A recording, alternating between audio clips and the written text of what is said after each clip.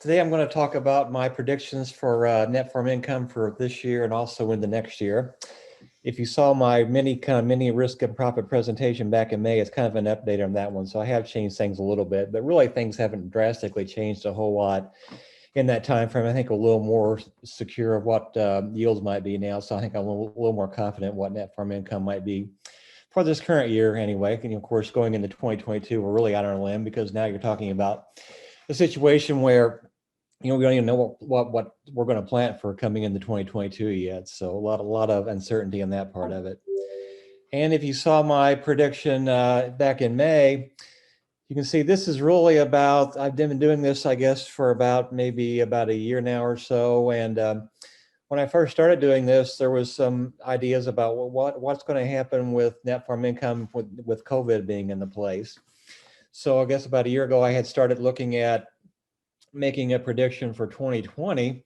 And when I first did this, that was turning out it was going to be a disaster because we were looking at real low prices, demand was way off, and there wasn't any prospect of any extra government payments. So at the time when I first started doing this, it looked like it was going to be a total disaster, maybe one of the worst net farm income years you ever had. Well, that was totally turned out to be the exact opposite case of what happened.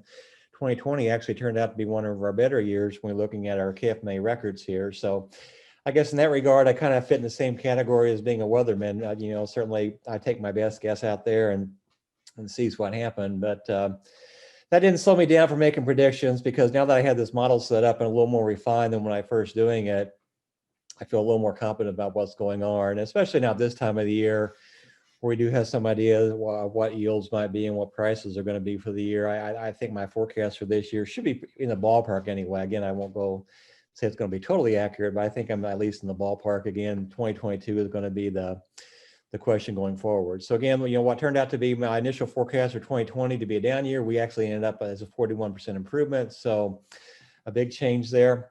In most of my forecasting models, especially when I don't have a clue of what yields are going to be, I just assume normal yields for the crops for the state. And again, that's a big assumption especially for a state like Kansas, where it can get dry all of a sudden in different parts of the state here. So that's always a caveat to keep in place. But again, the USDA does the same thing. They make forecasts pretty early in the year too, and then they're kind of assuming normal yields as well. The other thing about net farm income, so I'm basically kind of predicting an average for the state. Certainly that won't apply to every single farmer in the state. There'll be some farmers that, because of drought or maybe some other problems, they won't fit in that category. So keep that in mind. There's still going to be a wide range of individual farmer outcomes, even if the overall average looks pretty good.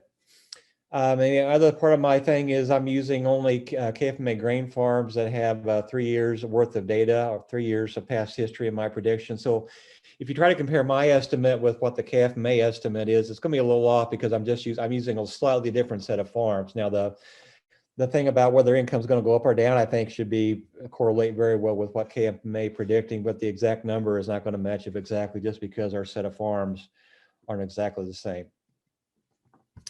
So what goes into my forecast model? Again, I'm trying to include all the parts that are going to make up net farm income. So yields and prices are probably the two biggest thing. Some expectation of what yields are going to be. Pricing is probably the most tricky part, because those can change quite dramatically from one crop to the next and from one year to the next. So I'm kind of using future prices to guide me to some degree going in the future, because as you guys all know, that there are future markets really about 2 or 3 years out in advance. And again, they're kind of taking a risk of what they think is going to happen too, but their guess is probably as good as anything out there. Then I rely on Dan O'Brien to some degree too, to help me modify those to kind of get back to a state price. As far as yields, I'm kind of looking at the historical farm yields, or what they have in that. I do have at least 3 years worth of data. If I have more than that in my analysis, I will use that too. So I do have a history of our KFMA farms and what their yields have been. As far as crop acres, I think the USDA releases their crop acre estimate, I think like in February or so for the coming year here. So I have that to guide me going forward until I get an actual set number of acres reported here. So that's what I'm using for that. For future years, I'm kind of using an expectation of what has been happening in the past couple of years.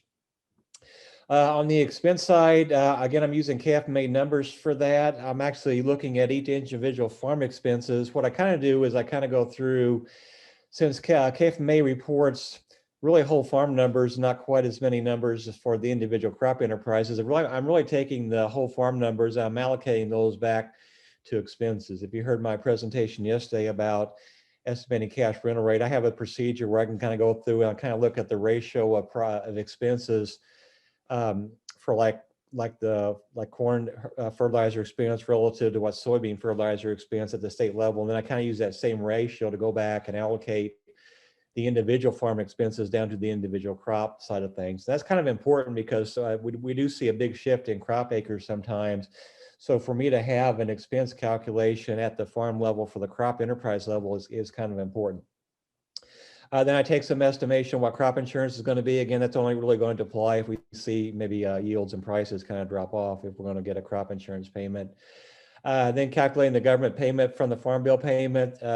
Thanks to Robin Reed's work for that, I have a pretty good estimate for what that's going to be too. So I can estimate that, I think, with a fair degree of reliability. The big tricky thing though is, and you really can't do that, is trying to estimate ad hoc government payments, because as I mentioned, when I first tried this estimate back in 2020, we had no idea we were going to get all these extra COVID payments to come out of that here. So trying to estimate that is a little tricky. So far, there's been one government payment for this year very early in the year. I don't anticipate really any more happening this year. But again, those things are hard to plan for. And for the most part, unless I have a really good idea those are going to happen, I don't really have any estimate in there normally for the ad hoc government payments. Well, how did my estimates turn out? Well, as you can see here, based on, and we already know what 2019 and 2020 have been. Again, 2020 was up 41% over 2019. And that really makes about, I think, 5 or 6 years in a row now, we have had increasing net farm income. I think we actually reached a low point for a long time in 2015, where things kind of bottom out close to just maybe a little bit above zero. But every year they've been rising at least somewhat to some degree. So it's a pretty good situation for farmers. And certainly I see that trend continuing going into 2021. Now, my initial forecast back in May was I had net farm income from my grain farms that I'm looking at up to about 232,000, which would be another 24% increase over what happened in 2020. Again, that would put us into record territory for sure for net farm income. It would make like the 6th or 7th year of increasing net farm income, which really should put the financial situation of most farmers in the state in pretty good situation, having net farm income increase like that. And then I saw net farm income kind of dropping off in 2022, not necessarily so much because of grain prices being lower, because I think the future markets kind of indicates to us that they see grain prices kind of remaining high, at least for the next year or two. But the big thing showing up there was much higher expenses. So they've been kind of going up this past year, as anybody who's been pricing fertilizer and fuel has noticed here. But a lot of the expenses for the farmers this year, I think farmers probably bought a lot of those things before they really started going up a whole lot. So all those higher increases that you're seeing now really didn't show up in the 2021 estimate, because farmers really haven't paid for those things right away. But I don't think they're going to get around that in 2022. Fertilizer has jumped up quite a bit now. If you look at the national price for like anhydrous, it's in the low $700 range. I don't really see fertilizer declining at all through next spring here. So I think farmers are going to be stuck paying significantly higher fertilizer prices for their 2022 crop.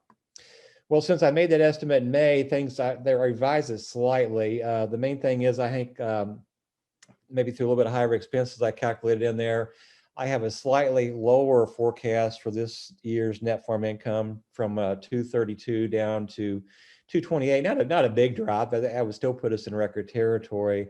The big thing though is I think the futures market's a little more certain about, at least their forecast is for future prices for 2022. So because of that, the net farm income for 2022 has been revised upward to 142, which is still down about 38%.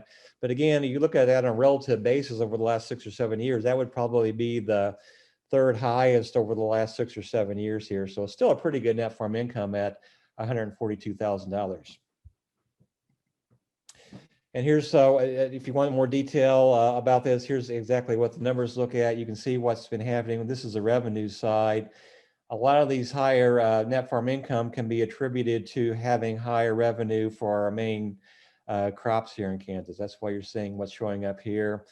Now, again, what made net farm income pretty high in some previous years was we had these big ad hoc payments that are not necessarily going to show up going forward. Now, there was an earlier payment here at the start of the year, which is why you're seeing this number right here, but going into 2022, that kind of goes away as well. On the expense side, again, you can see where a lot of these extra expenses are showing up. Things like fertilizer, where we were in the $90,000 range. Now by 2022, we're probably going to be approaching the 140 range. So that's a pretty good jump in there. Things like seed and other crop expenses are going to take a big jump. I think hired labor may even go up more than what I'm showing here, thanks to higher inflation. So again, a lot higher expenses going forward. And I'm not sure how much those higher expenses are ever going to back up. Some things like fertilizer are tied pretty closely, I think, to things like the corn price and the oil price. They may back up, but things like machinery tend to stay high, pretty high, and not back up so much like some other expenses do. And here's my range of what I think net farm income is going to be. You can see here is our median value, which is where the most common estimate, when you take the middle point of all the farmers, what their net farm income is projected to be. Here's the average. And the reason why the average is higher than our median is because our distribution of net farm income is kind of skewed. So we have, most farmers kind of grouped around this median value, but then you have some farmers on the top end who really kind of stretch that out, and that brings the average up a fair amount over everything else here. So that's why you see that range there. And then we have our 25th and our 75th percentile. So again, this, it's a 75th percentile. We have 25% of our farmers making more than this.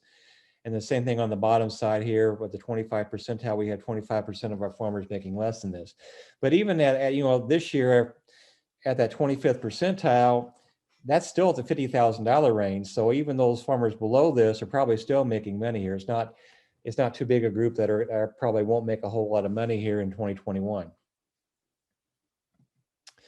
And here's what the actual distribution looks like. Here is my distribution from May and then my one from August. The way to read this graph, this is the cumulative distribution function, is that you can pick a point on the graph here and you can say at zero profit, you're basically saying, well, what percent of farmers have zero profit or lower for projected net farm income? You can see that's at 10%.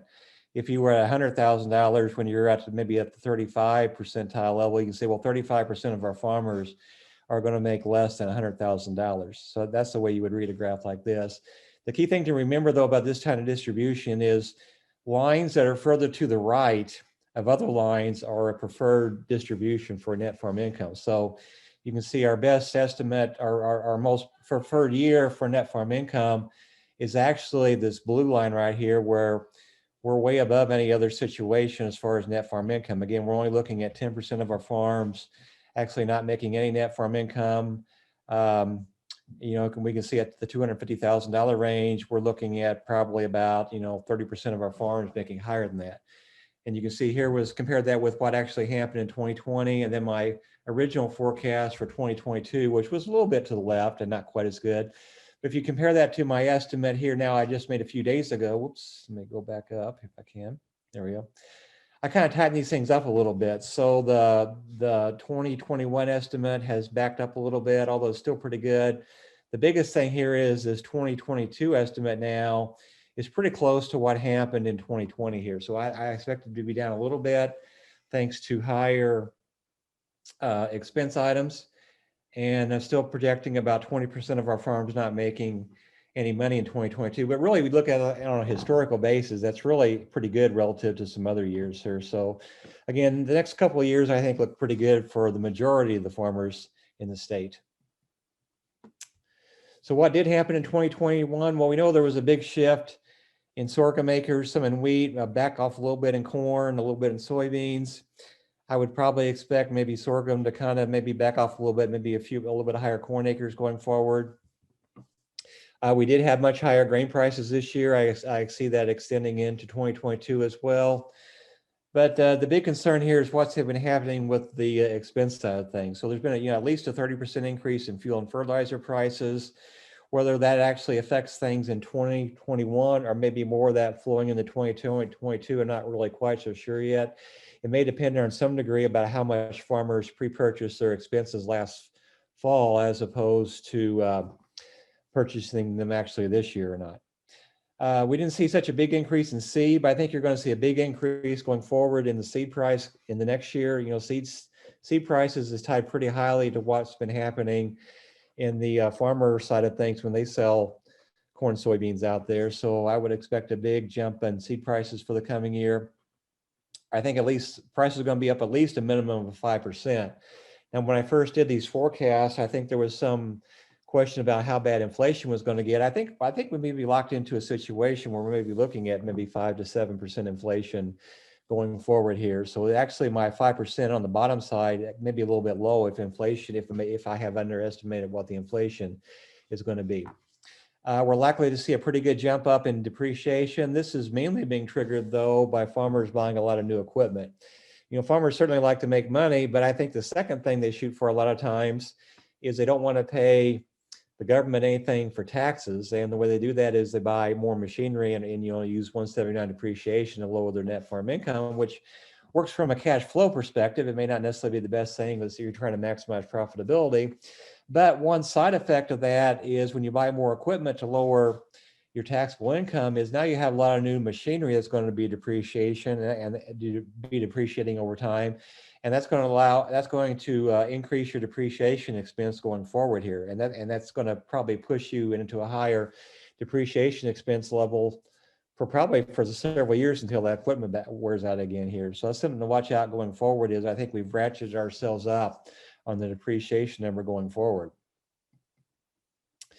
We're still getting government payments in 2021. Again, this payment came up pretty early, a payment of $20 per acre. I don't necessarily see anything new coming down for this year. And I have no idea of what may happen in 22, but I don't see anything on the horizon for that. Again, keep up with Robin Reed. We're lucky to have her on our staff here at K-State, and she does a wonderful job of keeping track of what's been happening on the government payment side and these ad hoc payments we've been getting the last couple of years.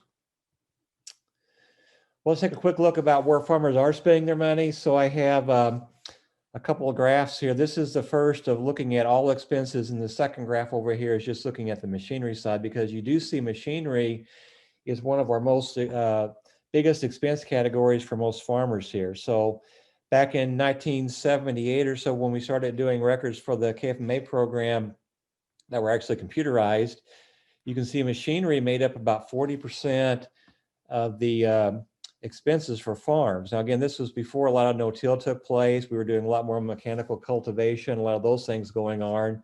So that's the reason why this number is fairly significant. It's dropped off a little bit thanks to more no-till, thanks to more chemical weed control, things like that. But it's still a very significant portion of a farmer's budget, still about 35% level. You can see what has kind of replaced machinery to some degree is we do have higher herbicide costs, which would probably be reflecting more no-till, better seeds. And then I think this fertilizer shift, not only higher fertilizer prices, but it also has reflected a shift in our crop acres across the state where, we're still a wheat state here in Kansas, but we're less of a wheat state than what we used to be. We're quickly becoming like a lot of the corn belt states where corn is our major crop here. So I don't know when that would ever necessarily happen as far as acres are concerned, if it ever does happen, but it certainly does reflect the higher fertilizer costs you're seeing here.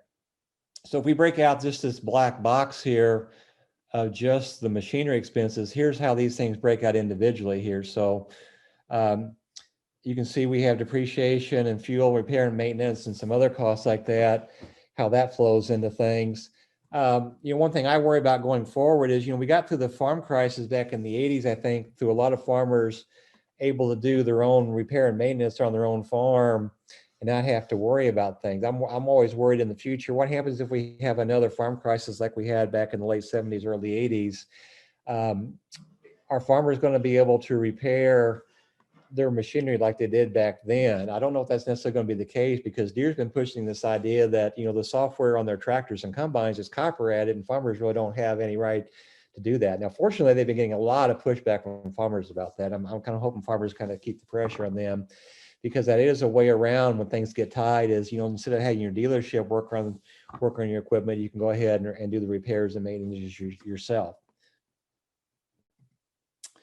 All right, this is kind of a graph of showing where our farm expenses have changed over time relative to what the USDA has for their index values. And you can see there's two graphs here. This is relative to the year 2000 as my baseline. And over here, I'm looking at over the last 5 years. So if we go back and look at the 20-year time horizon, compare that to what's been happening with inflation, which is our CPI index, you can see all of our expenses for farming have increased faster than the inflation rate, except for the herbicides, which is very close to what the inflation rate is. So that's not necessarily a good thing for farmers, where you realize all of your expenses are rising faster than what the inflation rate is. Now you see quite a bit of variability in here, obviously, as certainly things like fertilizer have jumped up and down, and the same with like fuel and that kind of stuff, but it's certainly not a good long-term trend. Now, if you look at from the last 5 years relative, now you say it's a little different story. Well, things actually probably haven't risen quite as fast as what's been happening with the inflation side, but it's still some things to worry about. So if we're talking about maybe an era of higher inflation again, that would just increase this dotted line even up higher, which means most of the expense items are probably going to go long-term, are probably going to go up higher than what the inflation rate is.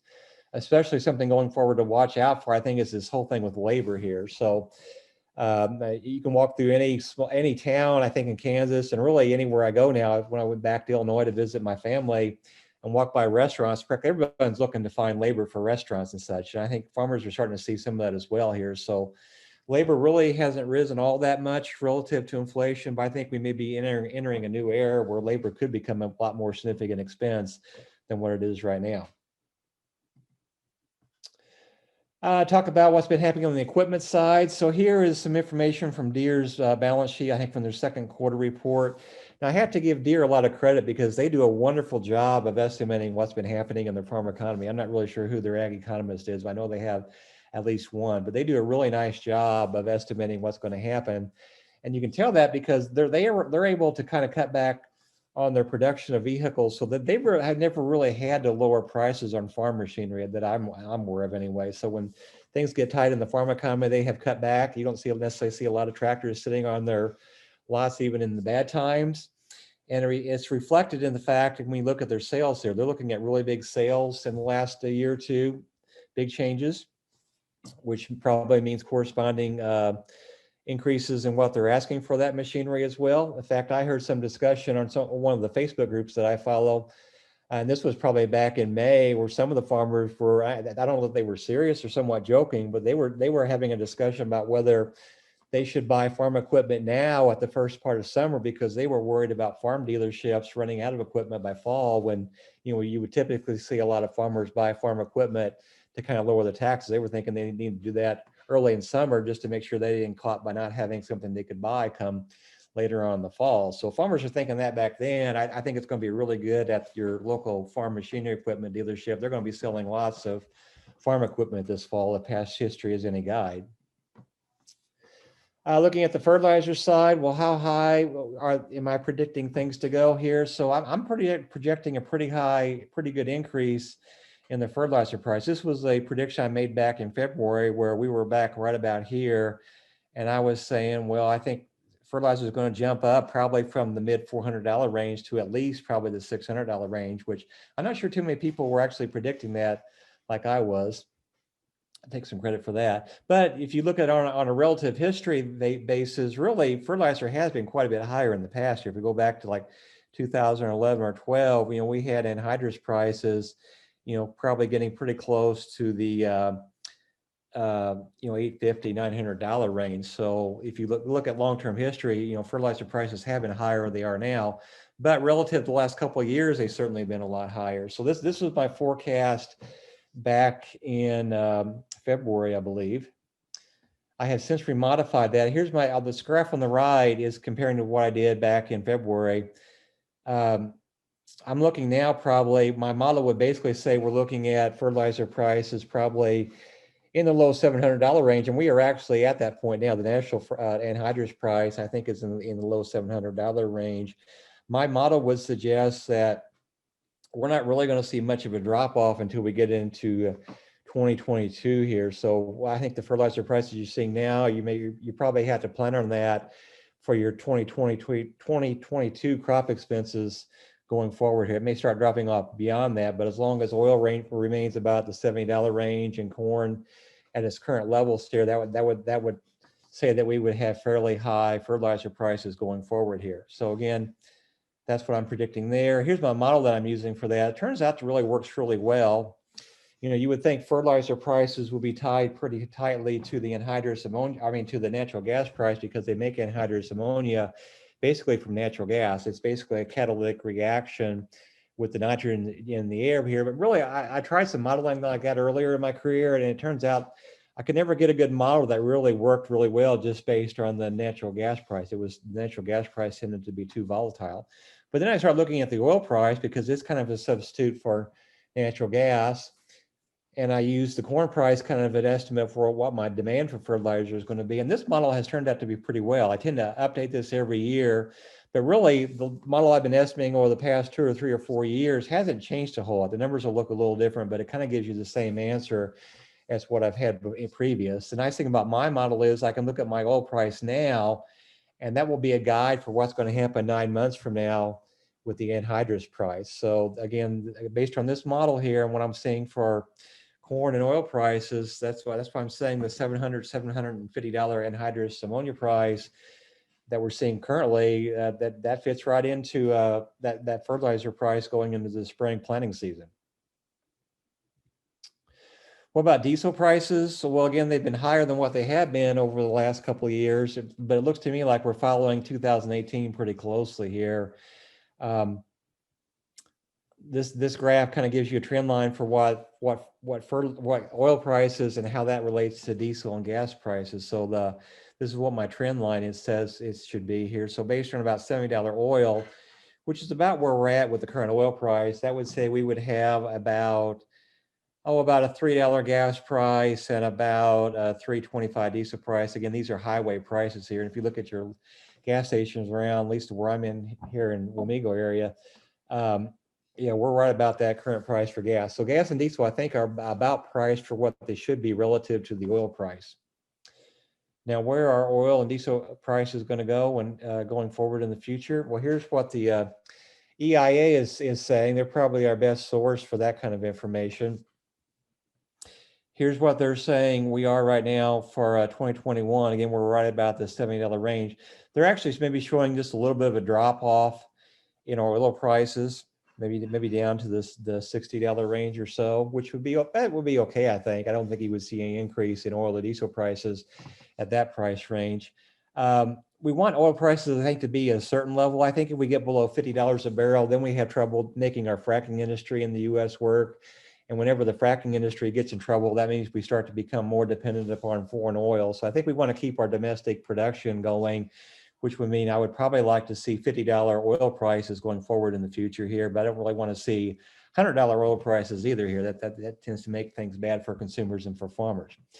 Well, here's their prediction going forward here, but here's their 95% confidence interval range. When you go from their 5% prediction up to the 95 range, they have quite a wide range of potential prices going in the oil potentially going forward here, which makes me think that they're not very confident of what this price is right here. They could see a wide range of potential prices here. You know, things could drop off, have a bad economy, get real low. The economy could even turn hotter than what it is now. We would then see $100 oil here. So again, they're probably not very confident in their $60 to $70 oil price prediction going forward. Well, what do I worry about going forward? Well, what would happen if grain prices go down? What's going to happen with the expense side? That's probably the biggest problem I think farmers need to worry about, is that a lot of these higher expenses we're seeing now, I don't think are going to ratchet down necessarily if grain prices go down. So I think fertilizer prices might do that. But I think most of the other expenses that farmers pay for are going to be locked in, especially on the machinery side. We hardly ever see the machinery number really drop down. It's either you stay constant or you ratchet yourself up to another level. So machinery prices and depreciation, I think, are going to be higher going forward without much going down. Fertilizer prices look at least high through next planting season. Things like seed are going to be higher, although they might drop off if grain prices ever go back down to some degree. But again, I think we're looking at a period where we're seeing another level of higher expenses that probably won't ratchet down by very much in the future. And then what are farmers going to do with their higher potential net farm income? A lot of farmers don't want to pay taxes. So I think we're going to see, some farmers obviously are going to save. And I think our KFMA folks are going to be good about helping farmers make good decisions there. But there are going to be farmers buying probably more equipment than they need. Again, that's going to make depreciation higher going forward. Although I kind of argue sometimes that machinery they're buying now in good years, you can look at that as almost as a machinery bank. And when we do have bad years, then you got a bunch of newer and less used machinery that you can make use of without having to buy anything new here. So there's some trade-offs in there, but I don't think it gets around the idea that I think buying a lot of extra machinery probably is not the best strategy as far as optimizing your long-term profitability.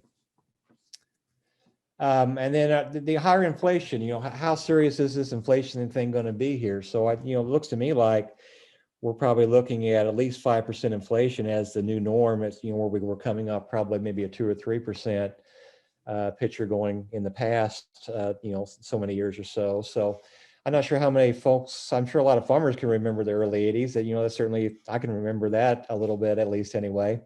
That was a different farming time. My dad did pretty well because he didn't have any debt. I remember him going to the bank and getting 10% rates of return from CDs when we had real high inflation. So he turned out to be pretty good managing those kind of situations. But remember, now we have two generations of potential farmers out there who really don't know what inflation is and how are they going to respond to situations like that, because they don't necessarily have that expertise like maybe our generations that precede the millennial and Generation Z folks do. So that's something to watch out forward, is making sure everyone can manage in a potentially higher and maybe a permanently higher set of prices going in the future.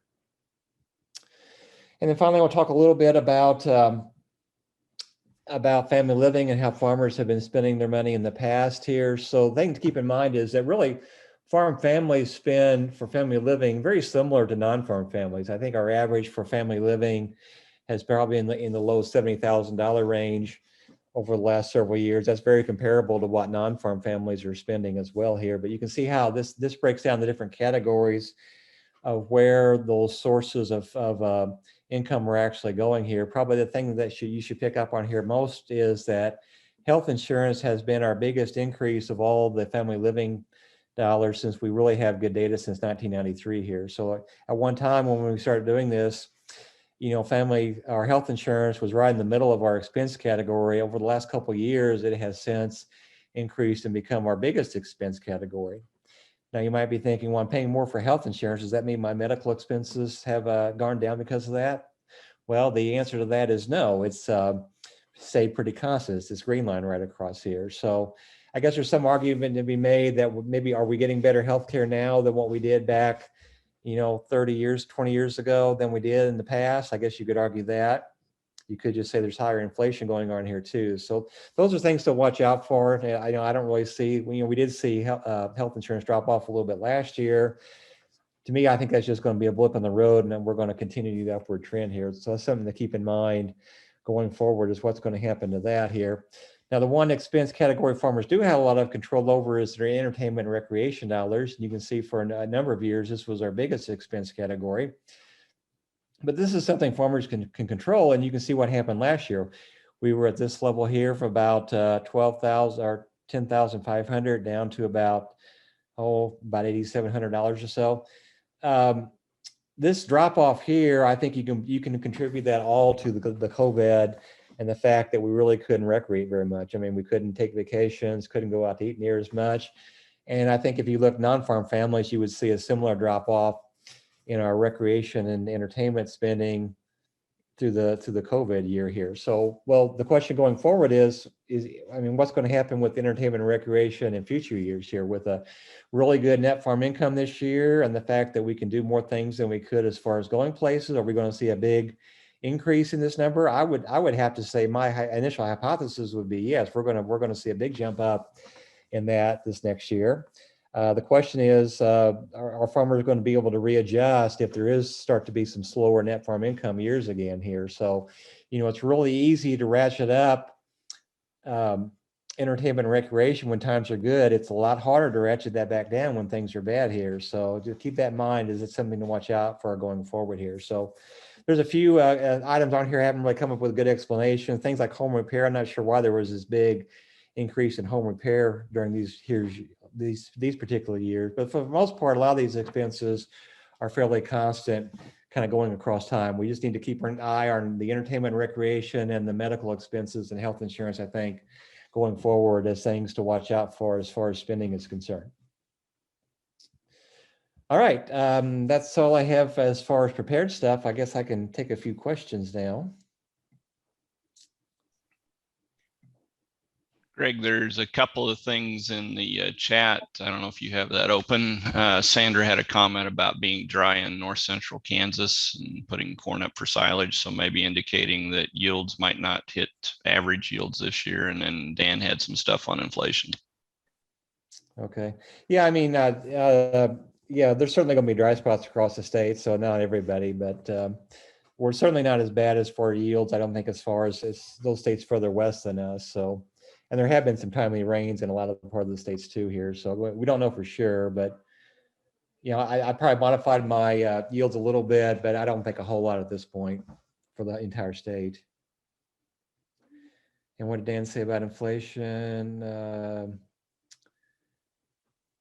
Yeah, the Fed's always good about, you know, using that core inflation thing. But I haven't really looked at what the number would be if you added those back in. But I think it's going to, I think the inflation side is certainly going to affect a lot of the prices that